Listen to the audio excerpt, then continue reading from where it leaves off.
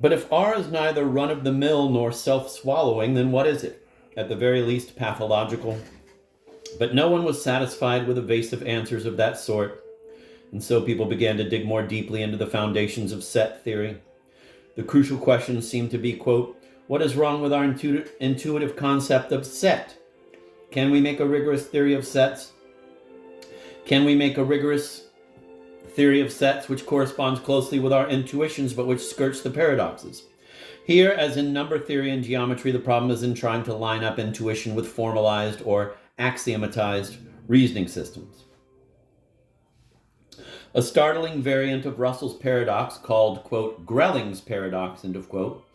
Grelling spelled Grelling, Grelling's paradox, end of quote, can be made using adjectives instead of sets. Divide the adjectives in English into two categories. Those which are self-descriptive, such as pentasyllabic, awkwardnessful, and recherche, and those which are not, such as edible, incomplete, and bisyllabic. Now, if we admit non-self-descriptive as an adjective, to which class does it belong? If it seems questionable to include hyphenated words, we can use two terms invented specially for this paradox. Autological equals self-descriptive, and heterological equals non-self-descriptive. The question then becomes, is heterological heterological? Try it! There seems to be one common culprit in these paradoxes, namely self-reference or, quote, strange loopiness, end of quote. So if the goal is to ban all paradoxes, why not try banning self-reference in anything that allows it to arise? This is not so easy as it might seem because it can be hard to figure out just where self-reference is occurring. It may be spread out over a whole strange loop with several steps, as in this expanded version of Epimenides, reminiscent of drawing hands. Quote, the following sentence is false. The preceding sentence is true. Taken together, these sentences have the same effect as the original Epimenides paradox. Yet separately, they are harmless and even potentially useful sentences. The, quote, blame, end of quote, for this strange loop can't be pinned on either sentence, only on the way they point at each other. In the same way, each local region of ascending and descending is quite legitimate. It is only the way they are globally put together that creates an impossibility. Since there are indirect as well as direct ways of achieving self-reference, one must figure out how to ban both types at once, if one sees self-reference as the root of all evil. Banishing strange loops. Russell and Whitehead did subscribe to this view, and accordingly, Principia Mathematica was a mammoth exercise in exercising strange loops from logic, set theory, and number theory. The idea of their system was basically this. A set of the lowest, quote, type, end of quote, could contain only, quote, objects, end of quote, as members, not sets. A set of the next type up could only contain objects or sets of the lowest type. In general, a set of a given type could only contain sets of lower type or objects. Every set would belong to a specific type. Clearly, no set could contain itself because it would have to belong to a type higher than its own type. Only run-of-the-mill sets exist in such a system. Furthermore, old R, the set of all run-of-the-mill sets, no longer is considered a set at all because it does not belong to any finite type. To all appearances, then, this theory of types, which we might also call the, quote, theory of the abolition of strange loops, end of quote, successfully rids set theory of its paradoxes, but only at the cost of introducing an artificial seeming hierarchy and of disallowing the formation of certain kinds of sets, such as the set of all run-of-the-mill sets. Intuitively, this is not the way we imagine sets. The theory of types handled Russell's paradox, but it did nothing about the Epimenides paradox or Grelling's paradox. For people whose interest went no further than set theory, this was quite adequate. But for people interested in the elimination of paradoxes generally, some similar hierarchization seemed necessary to forbid looping back inside language. At the bottom of such a hierarchy would be an object language. Here, reference could be made only to a specific domain, not to aspects of the object language itself, such as its grammatical rules or specific sentences in it. For that purpose, there would be a meta-language. This experience of two linguistic levels is familiar to all learners of foreign languages. Then there would be a meta-meta language for discussing the meta-language and so on. it would be required that every sentence should belong to some precise level of the hierarchy. Therefore, if one could find no level in which a given utterance fit, then the utterance would be deemed meaningless and forgotten.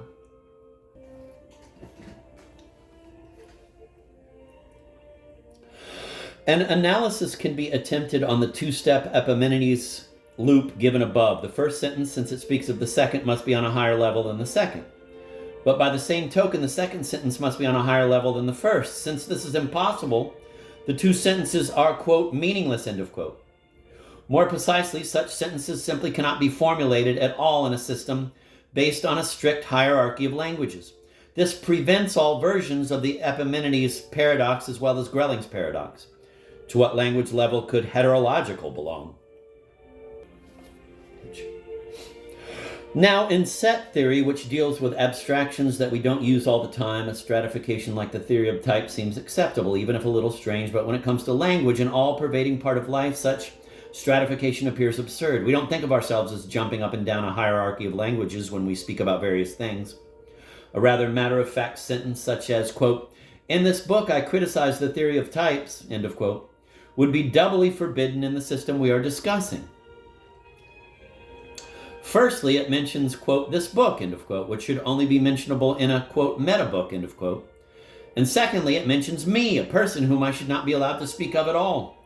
This example points out how silly the theory of type seems when you import it into a familiar context. The remedy it adopts for paradoxes, total banishment of self-reference in any form, is a real case of overkill, branding many perfectly good constructions as meaningless. The adjective, quote, "meaningless," end of quote, by the way, would have to apply to all discussions of the theory of linguistic types, such as that of this very paragraph, for they clearly could not occur on any of the levels, neither object language, nor meta-language, nor meta-meta-language, etc. So the very act of discussing the theory would be the most blatant possible violation of it. Now, one could defend such theories by saying that they were only intended to deal with formal languages, not with ordinary informal language. This may be so, but then it shows that such theories are extremely academic and have little to say about paradoxes except when they crop up in special tailor-made systems. Besides, the drive to eliminate paradoxes at any cost, especially when it requires the creation of highly artificial formalisms, puts too much stress on bland consistency and too little on the quirky and bizarre which make life and mathematics interesting. It is, of course, important to try to maintain consistency, but when this effort forces you into a stupendously ugly theory, you know something is wrong. These types of issues in the foundations of mathematics were responsible for the high interest in codifying human reasoning methods which was present in the early part of the century. Mathematicians and philosophers had begun to have serious doubts about whether even the most concrete of theories, such as the study of whole numbers, number theory, were built on solid foundations. If paradoxes could pop up so easily in set theory, a theory whose basic concept, that of a set, is surely very intuitively appealing, then might they not also exist in other branches of mathematics? Another related worry was that the paradoxes of logic, such as the Epimenides paradox, might turn out to be internal to mathematics and thereby cast in doubt all of mathematics. This was especially worrisome to those, and there were a good number, who firmly believed that mathematics is simply a branch of logic, or conversely, that logic is simply a branch of mathematics. In fact, this very question, quote, "are mathematics and logic distinct or separate," end of quote, was the source of much controversy. This study of mathematics itself became known as metamathematics, or occasionally metalogic, since mathematics and logic are so intertwined. The most urgent priority of metamathematicians was to determine the true nature of mathematical reasoning. What is a legal method of procedure and what is an illegal one, since mathematical reasoning had always been done in, quote, "natural language," end of quote, e.g. French or Latin or some language for normal communication. There was always a lot of possible ambiguity. Words had different meanings to different people, conjured up different images, and so forth. It seemed reasonable and even important to establish a single uniform notation in which all mathematical work could be done, and with the aid of which any two mathematicians could resolve disputes over whether a suggested proof was valid or not. This would require a complete codification of the universally acceptable modes of human reasoning, at least as far as they applied to mathematics. Consistency, completeness, Hilbert's program. This was the goal of Principia Mathematica, which purported to derive all of mathematics from logic and to be sure without contradictions. It was widely admired, but no one was sure if one, all of mathematics really was contained in the methods delineated by Russell and Whitehead, or two, the methods given were even self-consistent. Was it absolutely clear that contradictory results could never be derived by any mathematicians whatsoever following the methods of Russell and Whitehead? This question particularly bothered the distinguished German mathematician and metamathematician David Hilbert, who set before the world community of mathematicians and metamathematicians this challenge: to demonstrate rigorously, perhaps following the very methods outlined by Russell and Whitehead, that the system defined in Principia Mathematica was both consistent, contradiction-free, and complete, i.e. that every true statement of number theory could be derived within the framework drawn up in PM. This was a tall order, and one could criticize it on the grounds that it was somewhat circular. How can you justify your methods of reasoning on the basis of those same methods of reasoning? It is like lifting yourself up by your own bootstraps. We just don't seem to be able to get away from these strange loops. Hilbert was fully aware of this dilemma, of course, and therefore expressed the hope that a demonstration of consistency or completeness could be found which depended only on, quote, finitistic, end of quote, modes of reasoning. These were a small set of reasoning methods usually accepted by mathematicians. In this way, Hilbert hoped that mathematicians could partially lift themselves by their own bootstraps. The sum total of mathematical methods might be proved sound by invoking only a smaller set of methods. This goal may sound rather esoteric, but it occupied the minds of many of the greatest mathematicians in the world during the first 30 years of this century.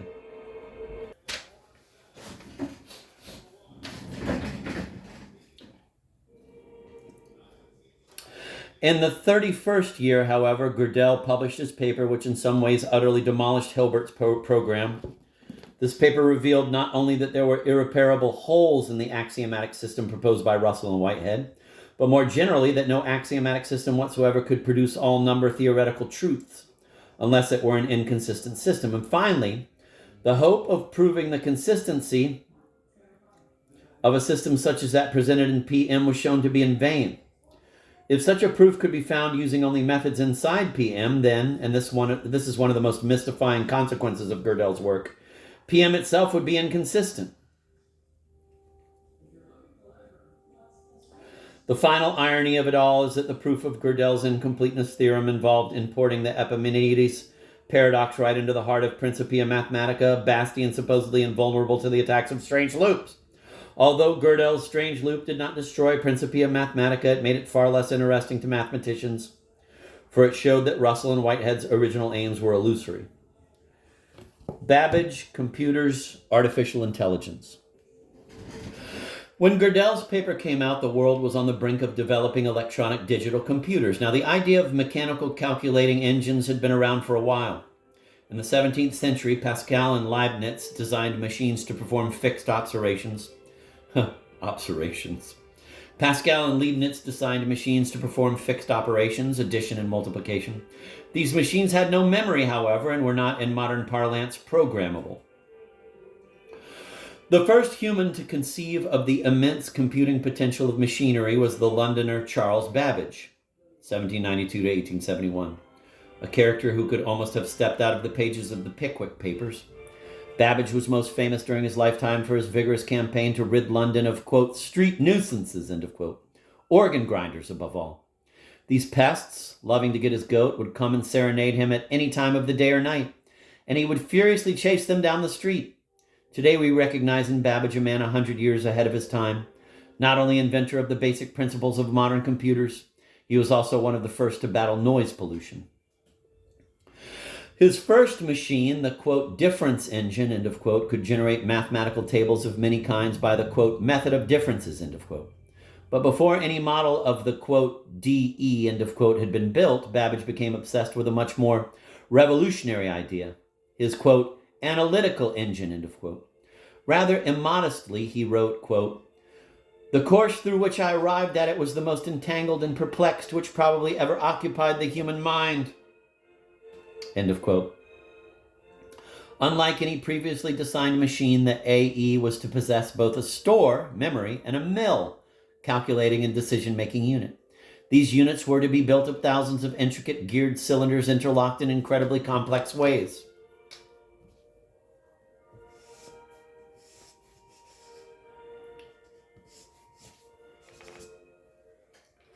Babbage had a vision of numbers swirling in and out of the mill under control of a program contained in punched cards, an idea inspired by the Jacquard loom, a card-controlled loom that wove amazingly complex patterns. Babbage's brilliant but ill-fated countess friend, Lady Ada Lovelace, daughter of Lord Byron, poetically commented that, quote, "The analytical engine weaves algebraic patterns just as the Jacquard loom weaves flowers and leaves." Unfortunately, her use of the present tense was misleading, for no AE was ever built, and Babbage died a bitterly disappointed man. Sorry, but that's funny because I was just reading Lord Byron today, and he mentioned something about children, and having children is very bewildering. And I figured that he didn't have any kids. I didn't know he had a daughter. Lady Ada Lovelace. Jesus Christ. Lady Lovelace, no less than Babbage, was profoundly aware that with the invention of the analytical engine, mankind was flirting with mechanized intelligence, particularly if the engine were capable of, quote, eating its own tail, end of quote, the way Babbage described the strange loop created when a machine reaches in and alters its own stored program. In an 1842 memoir, she wrote that the AE, quote, might act upon other things besides number, end of quote. While Babbage dreamt of creating a chess or tic-tac-toe automaton, she suggested that his engine, with pitches and harmonies coded into its spinning cylinders, quote, might compose elaborate and scientific pieces of music of any degree of complexity or extent, end of quote. In nearly the same breath, however, she cautions that, quote, the analytical engine has no pretensions whatever to originate anything. It can do whatever we know how to order it to perform, end of quote. Though she well understood the power of artificial computation, Lady Lovelace was skeptical about the artificial creation of intelligence. However, could her keen insight allow her to dream of the potential that would be opened up with the taming of electricity? In our century, the time was ripe for computers beyond the wildest dreams of Pascal, Leibniz, Babbage, or Lady Lovelace. In the 1930s and 1940s, the first, quote, giant electronic brains, end of quote, were designed and built. They catalyzed the convergence of three previously disparate areas: the theory of axiomatic reasoning, the study of mechanical computation, and the psychology of intelligence.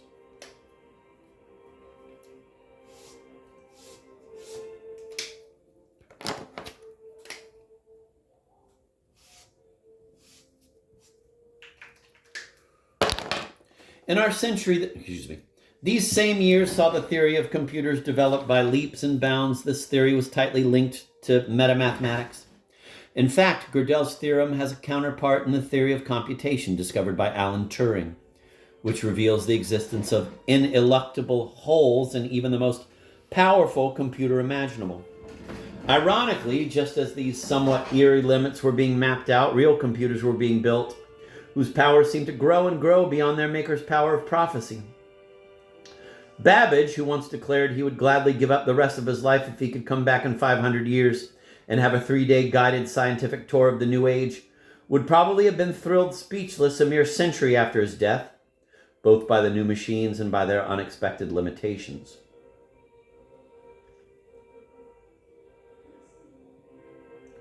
By the early 1950s, mechanized intelligence seemed a mere stone's throw away.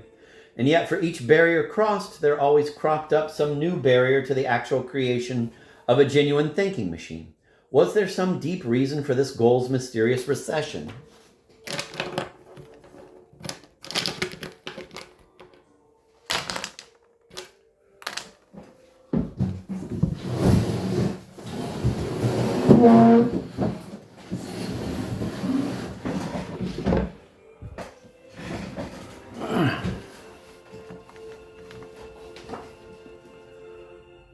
No one knows where the borderline between non-intelligent behavior and intelligent behavior lies.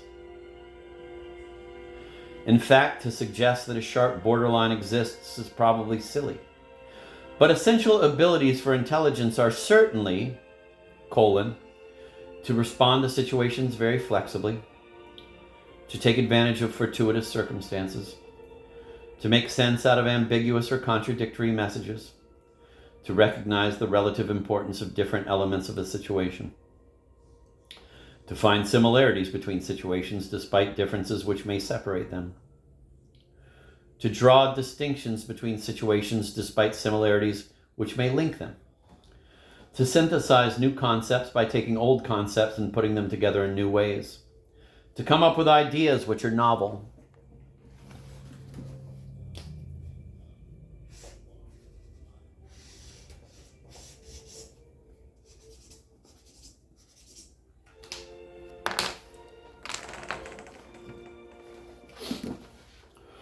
Here one runs up against a seeming paradox. Computers, by their very nature, are the most inflexible, desireless, rule-following of beasts. Fast though they may be, they are nonetheless the epitome of unconsciousness. How, then, can intelligent behavior be programmed? Isn't this the most blatant of contradictions in terms? One of the major theses of this book is that it is not a contradiction at all.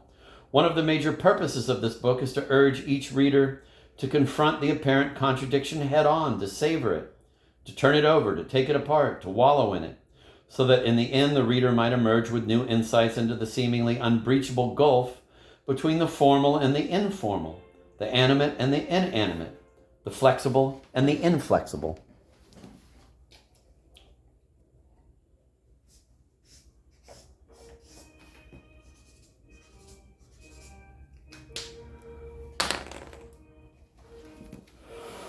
This is what artificial intelligence, AI research is all about. And the strange flavor of AI work is that people try to put together long sets of rules and strict formalisms which tell inflexible machines how to be flexible. What sorts of, quote, rules, end of quote, could possibly capture all of what we think of as intelligent behavior, however? Certainly there must be rules on all sorts of different levels. There must be many, quote, just plain, end of quote, rules. There must be, quote, meta rules, end of quote, to modify the, quote, just plain, end of quote, rules. Then, quote, meta rules, end of quote, to modify the meta rules, and so on. The flexibility of intelligence comes from the enormous number of different rules and levels of rules. The reason that so many rules on so many different levels must exist is that in life, a creature is faced with millions of situations of completely different types. In some situations, there are stereotyped responses which require, quote, just plain, end of quote, rules. Some situations are mixtures of stereotyped situations, thus they require rules for deciding which of the, quote, just plain, end of quote, rules to apply.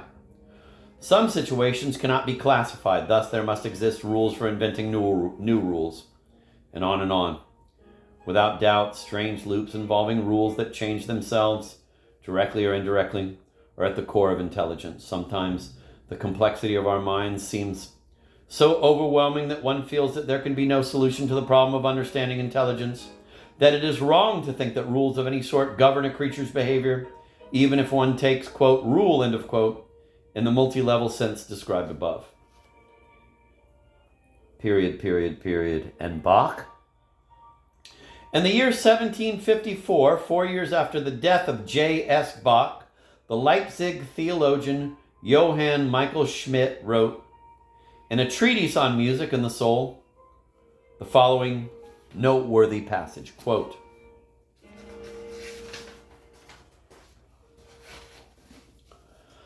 not many years ago it was reported from France that a man had made a statue that could play various pieces on the flûte traversière, placed the flute to its lips and took it down again, rolled its eyes, etc. But no one has yet invented an image that thinks, or wills, or composes, or even does anything at all similar. Let anyone who wishes to be convinced look carefully at the last fugal work of the above praised Bach, which has appeared in copper engraving, but which was left unfinished because his blindness intervened. And let him observe the art that is contained therein, or what must strike him as even more wonderful, the chorale, which he dictated in his blindness to the pen of another. Ven, ver, and hoxton, North and sign. I am sure that he will soon need his soul if he wishes to observe all the beauties contained therein, let alone wishes to play it to himself or to form a judgment of the author. Everything that the champions of materialism put forward must fall to the ground in view of this single example, end of quote. Quite likely the foremost of the, quote, champions of materialism, end of quote, here alluded to was none other than Julien Offroy de la Mettrie, philosopher at the court of Frederick the Great, author of L'Homme Machine, Man the Machine, and materialist par excellence. It is now more than 200 years later, and the battle is still raging between those who agree with Johann Michael Schmidt and those who agree with Julien Offroy de la Mettrie. I hope in this book to give some perspective on the battle. Godel, Escher, Bach. The book is structured in an unusual way, as a counterpoint between dialogues and chapters. The purpose of this structure is to allow me to present new concepts twice. Almost every new concept is first presented metaphorically in a dialogue, yielding a set of concrete visual images.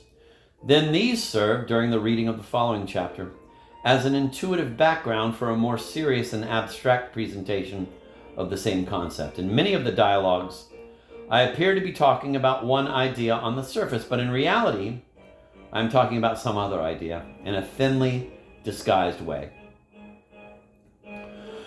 Originally, the only characters in my dialogues were Achilles and the tortoise, who came to me from Zeno of Elea, by way of Lewis Carroll. Zeno of Elea, inventor of paradoxes, lived in the 5th century BC. One of his paradoxes was an allegory, with Achilles and the tortoise as protagonists. Zeno's invention of the happy pair is told in my first dialogue. 3-part invention. In 1895, Lewis Carroll reincarnated Achilles and the tortoise for the purpose of illustrating his own new paradox of infinity. Carroll's paradox, which deserves to be far better known than it is, plays a significant role in this book. Originally titled, quote, What the Tortoise Said to Achilles, end of quote. It is reprinted here as 2-part invention.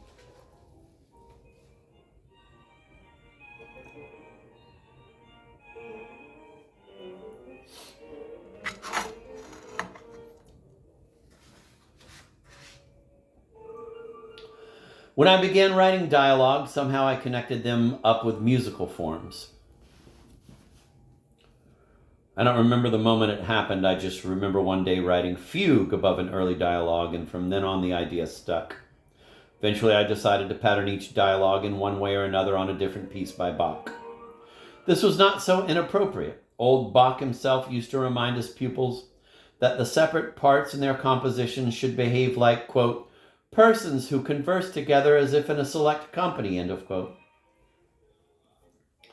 I have taken that suggestion perhaps rather more literally than Bach intended it. Nevertheless, I hope the result is faithful to the meaning. I have been particularly inspired by aspects of Bach's compositions which have struck me over and over and which are so well described by David and Mendel in the Bach Reader. Quote, his form in general was based on relations between separate sections. These relations ranged from complete identity of passages on the one hand to the return of a single principle of elaboration or a mere thematic allusion on the other. The resulting patterns were often symmetrical, but by no means necessarily so. Sometimes the relations between the various sections make up a maze of interwoven threads that only detailed analysis can unravel. Usually, however, a few dominant features afford proper orientation at first sight or hearing, and while in the course of study one may discover unending subtleties, one is never at a loss to grasp the unity that holds together every single creation by Bach, end of quote. I have sought to weave an eternal golden braid out of these 3 strands. Godel, Escher, Bach. I began intending to write an essay at the core of which would be Godel's theorem. I imagined it would be a mere pamphlet, but my ideas expanded like a sphere and soon touched Bach and Escher. It took some time for me to think of making this connection explicit, instead of just letting it be a private motivating force. But finally I realized that to me, Godel and Escher and Bach were only shadows cast in different directions by some central solid essence. I tried to reconstruct the central object and came up with this book.